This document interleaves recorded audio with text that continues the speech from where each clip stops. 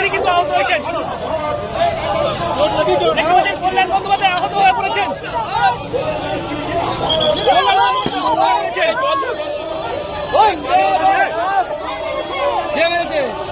কে মারলো?